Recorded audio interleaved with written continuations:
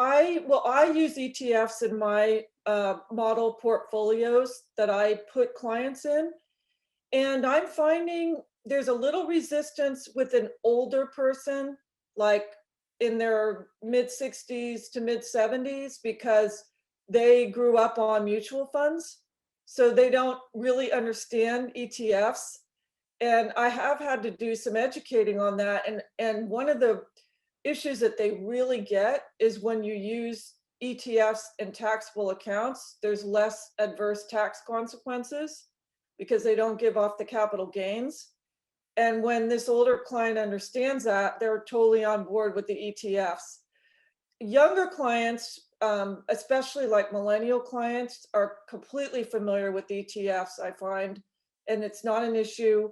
More middle-aged clients, I have to do some educating. It's surprising to me still how many people don't even know what an ETF is, and I have to explain it.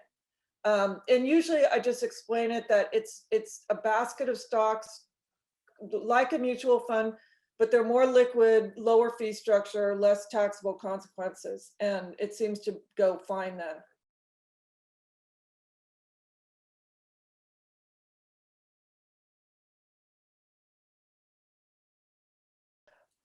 I think as long as firms that produce ETFs think they can make money, more money on ETFs, that there will continue to be innovation.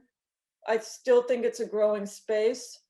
Probably, I see the growth in the ESG and thematic space to continue, and I know we're going to talk a little bit more about that. But yes, I don't see the growth ending. I think the mutual fund industry is probably going to see more declines as we go into the future.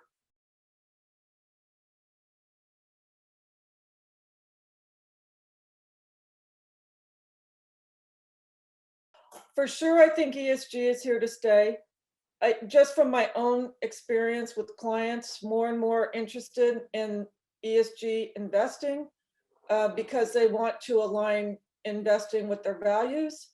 And I like it for that reason. And I also like it because companies who practice these types of themes and build them into their company practices have better long-term growth prospects in my mind. Plus, the third thing is there's so many people buying into ESG products that the growth is really great. The political climate is right for them with Biden and his clean energy and climate change policies that hopefully will pass.